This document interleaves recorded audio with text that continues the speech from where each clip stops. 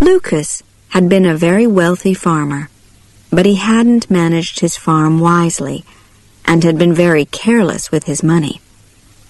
He realized too late what a fool he had been when he lost everything. Now he and his wife lived in poverty in a tiny house, which could hardly be called a house. The cracks in the walls made it impossible to keep warm. Rain came in through the holes in the roof. Their life was a constant struggle. They had always prayed for a child, but during their years of wealth, God had never listened. Now they were poor and had nothing, and his wife gave birth to a baby daughter. "Oh, what are we going to do?" his wife cried. "We don't have food for ourselves. How are we going to take care of this poor little stranger?" "We'll find a way," Lucas said.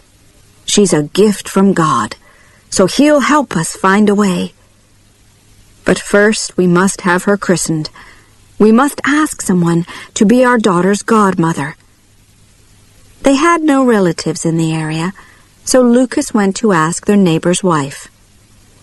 "My husband and I are only poor peasants like you. Why should we add your child to our list of money worries?" was her answer. Lucas returned home with the bad news. "What can you expect?" asked his wife sadly. "When we were rich, everyone wanted to know us and be our friends. Even the mayor invited us to his home. But now we have nothing, and not even a poor peasant woman will help us." She was very worried about their little baby. Winter was almost at its end, but it was still very cold. At night the earth froze, and in the morning the houses and trees were covered in snow. They had no clothes for their child, only old bits of cloth, and her bed was the cold, hard ground. Lucas's wife kissed their baby and cried, "My poor darling, my poor little darling." Then suddenly a happy thought came to her. She told Lucas to go and ask the mayor's wife to be their child's godmother. She was godmother to the mayor's child and was certain that the mayor's wife would do the same for them. Lucas didn't feel so certain, but he went to ask her. With a heavy heart, Lucas walked past the fields and farm buildings that used to be his. He arrived at the mayor's house and gave his wife's good wishes to the mayor's wife. He then asked if she would be godmother to their child. "You know how hard things are at the moment," she answered. "Everyone's struggling. I can't afford to help someone as poor as you. Why are you asking me anyway? Isn't there someone else you could ask?" "Well, my wife is godmother to your child," he answered simply. "Oh, I see. So this is a debt that I have to repay, is it?" was her angry reply. "Is that the only reason your wife agreed to be our child's godmother? And tell me, what help is your wife to our child now when you have nothing? How dare you come to my home and insult me like this? I wouldn't be your child's godmother if you paid me in gold." Lucas left in tears. When he got home, he described what had happened at the mayor's house. His wife was desperately unhappy, but he told her not to be discouraged. He was going to take their child to the christening himself and ask the first person he met on the road to be her godmother. His wife, crying, wrapped their child in an old blanket to protect her from the winter winds and put her in her father's arms.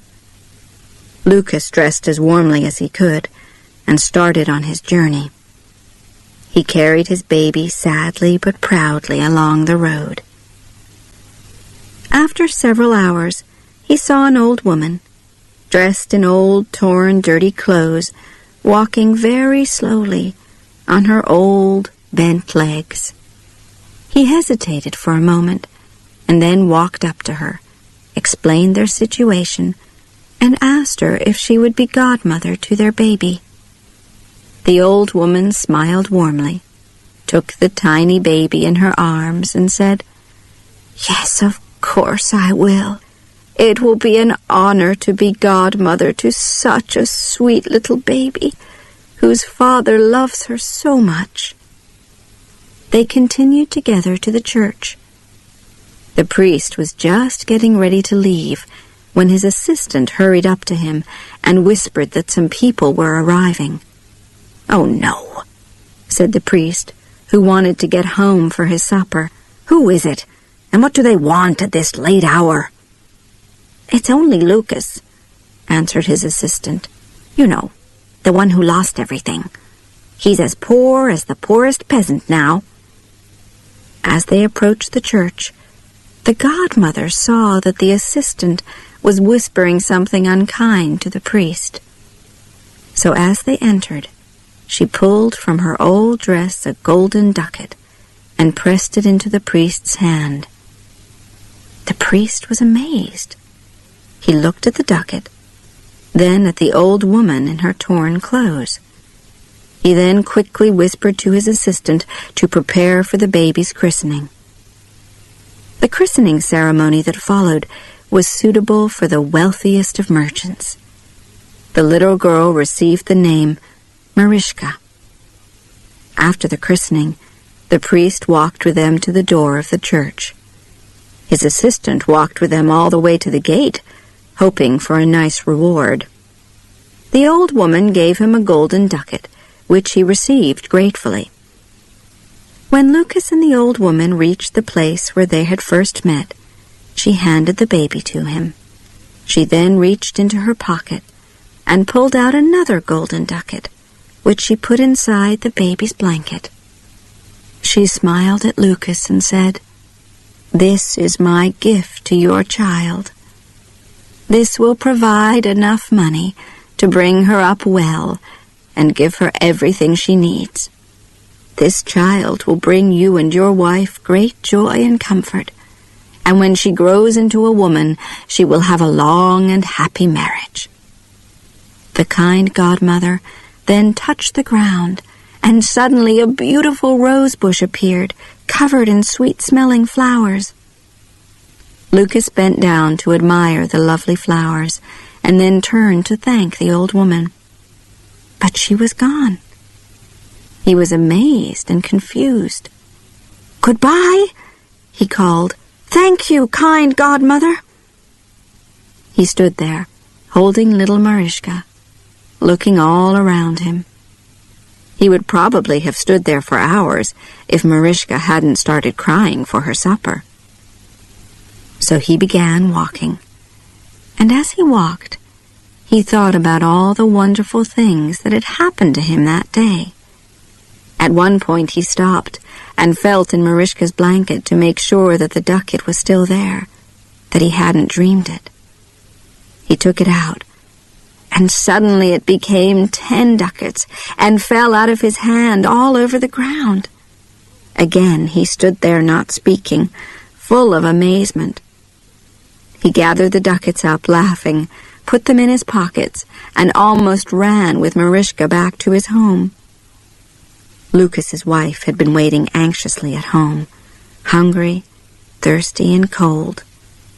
There was no food in the house, and no money. She was very surprised when Lucas ran in with a happy smile on his face and told her all about the kind godmother. When he finished, he told his wife to take the godmother's christening gift out of Marischka's blanket. The wife reached in and pulled out the ducat. Suddenly there were 10, 20, 30 ducats. She cried out in happiness and surprise. The ducats flew out of her hands and rolled all over the floor. They both began to pick the ducats up, but wherever there was one, another 10 appeared. In the end, there was a beautiful golden pile shining in front of them. They fell onto the floor, laughing and crying at the same time. Then Lucas's wife was suddenly full of fear. Could this money be an evil curse? Maybe the woman is an evil spirit who wants to buy our souls. Lucas laughed. Don't be silly, he told her. What evil spirit would go into a church? But Lucas knew this godmother wasn't an ordinary woman. Maybe she was a good spirit, sent by God to help them. He warned his wife, however, that they must guard their secret. He told her to hide the money and not tell anyone the true story. He then took 1 ducat for the mayor to change so he could buy eggs, flour, bread, and milk. When he asked his wife what else he should buy, she immediately answered, "Our land, our house, our animals, our fields." "Tomorrow morning," Lucas replied happily. Then his wife became very serious and said, "But Lucas, please manage them more carefully this time." Lucas took her in his arms and told her quietly, "I promise to do this, for you and our child. I've been very silly and caused us much unhappiness and worry, but I've learned my lesson. Please believe me." He then left to get their supplies. While he was out, his wife sat holding her baby and dreaming happily about their future. After some time, Lucas returned with the mayor's servant, who was carrying buckets of fresh milk, a basket of eggs, and some wonderful cakes.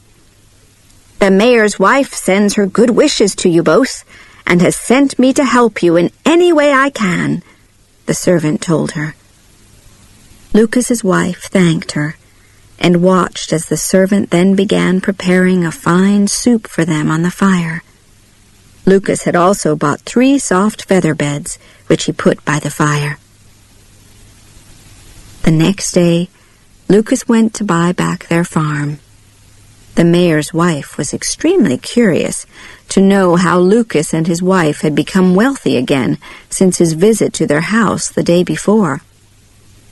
So while Lucas was out, she visited his wife and asked questions.